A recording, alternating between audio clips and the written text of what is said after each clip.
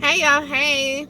This is I Gift. I'm getting into freedom for life. Back with another day of VEDA video every day in August. Yeah, this August. But listen, so this is going to be a short video. I'm going to try to keep it really short. I was just wanting I've had some feelings come back in my head or in my head, because that's what it is. That I haven't felt. I haven't felt these feelings or thought these thoughts in the past, in a long time, in the past few months. And that is, how do you tell people you live in a van? Like, when I first chose to do this lifestyle, to do van life, I was researching. It took me like a year or so before I got into the van, because I was watching all the awesome YouTube videos and looking at Pinterest of van builds and all of that, and trying to debate on if I was truly going to do this with my baby or whatever.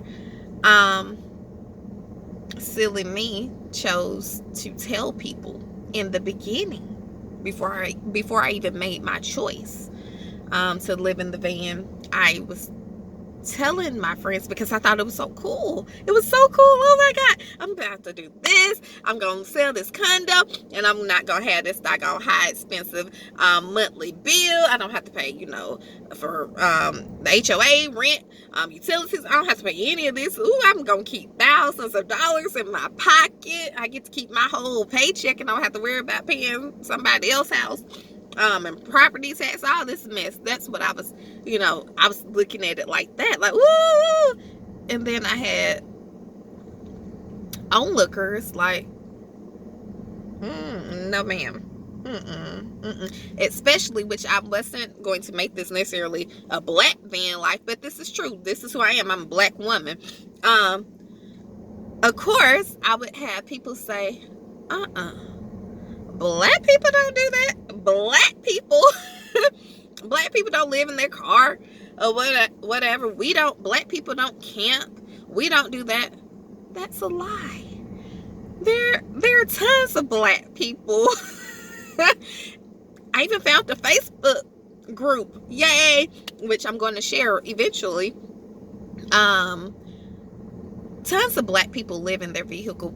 Tons of black people are doing van life and doing homestead. We are all the same. We're all doing the same stuff.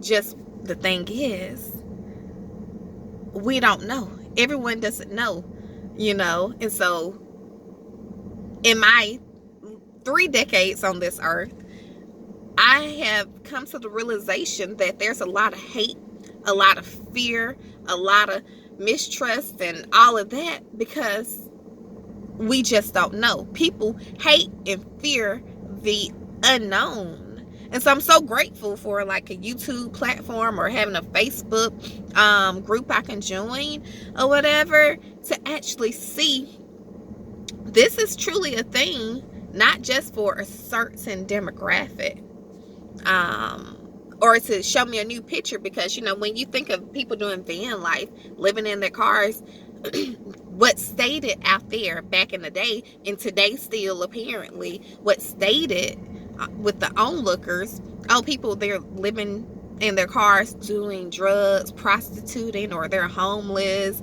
and all of this. They fell on hard times. Some of that is true for some people, I guess. Gratefully, I haven't met those people. But I know for me personally, my personal journey, and a lots of people that I've met, white and black, this is a choice. Like, it's a choice or whatever. So it's like, I haven't had the feeling, I'm gonna get negative comments, negative pushbacks. I haven't had that until recently. I came back to my hometown. People haven't seen me in over 5-10 years, and they're kind of wondering like why I'm still here. Well, I'm here because I don't want to deal and be in another state, away from my mom and away from my family, with this virus going on. That's just real life. That's my choice. I want to bring my baby home and still work and let my baby play outside safely, you know, back in a small town. I ain't gonna lie, back in my itty bitty small town where I feel a little bit safer, not that much safe, but a little safer here because it's stabilized, and it's, you know, I'm just here one place, and it's not a lot of cars coming in, and not a lot of people that I don't know. I know everybody here. I live in a small town, so everybody know everybody, all right? But I've been having a few side eyes, you know, for the few people that have done drive-bys by the house, and they see I'm in the van all day or all night. Questions come up.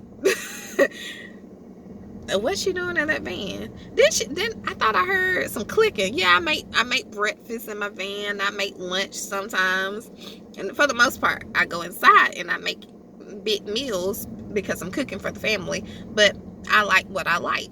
I like seafood, so I cook most of my seafood in the van because my mom don't eat seafood. The baby and we eat, a crab boil, a shrimp boil, all day, every day, or whatever. But I cook for the family.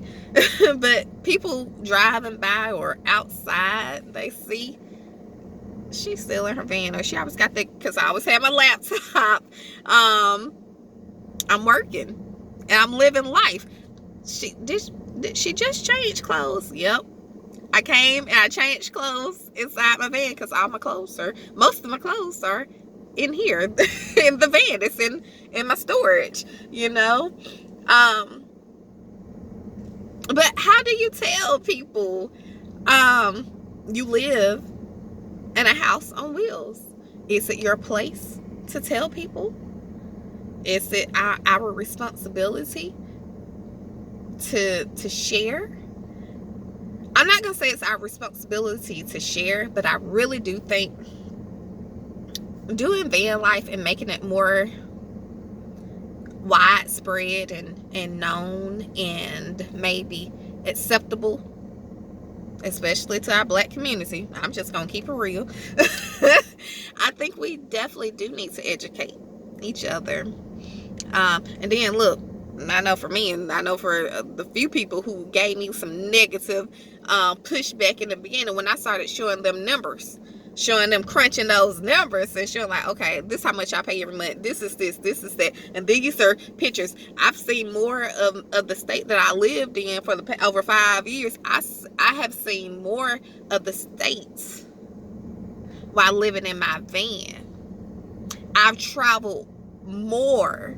I've gone to more states than I have while living in my van. Well, and I've gone to a lot of states in life, but I've been able to take my baby. Let's say it like that.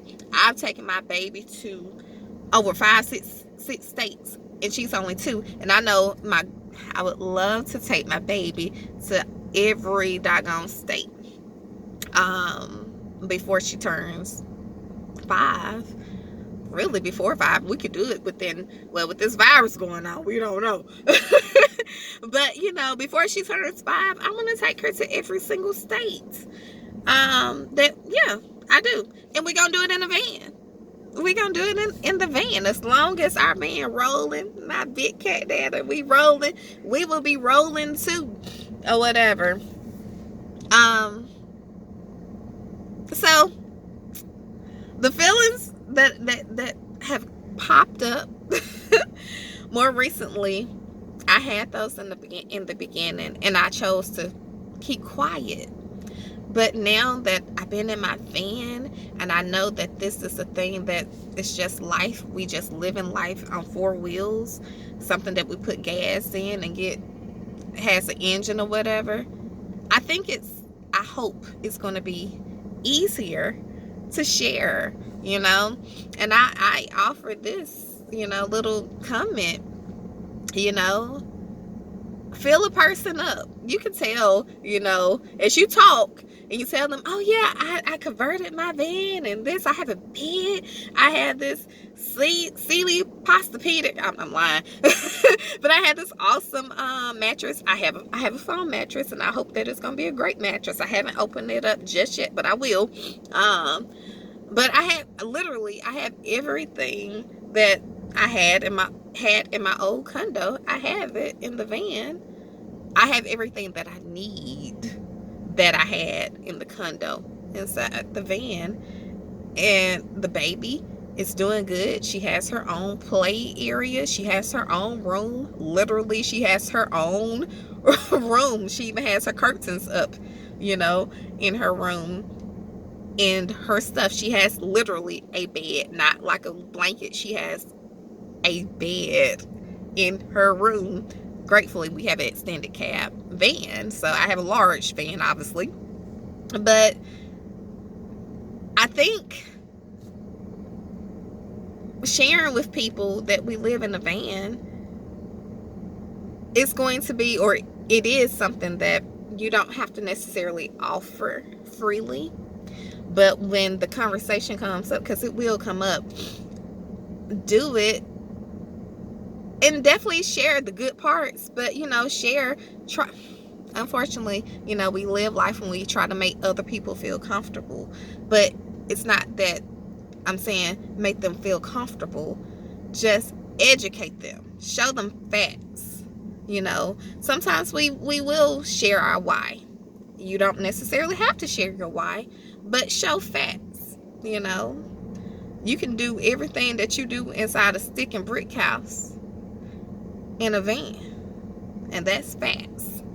Absolutely. We got a shower, we got gallons of water, we got a doggone stove, butane or propane fuel, or if I had the doggone battery, I could have an electric doggone stove. I want one so bad, but it is what it is. So the feelings that I'm quite sure a lot of people would have when they're considering entering into this lifestyle, they're real. So it's nothing to be, oh my God, to be embarrassed about.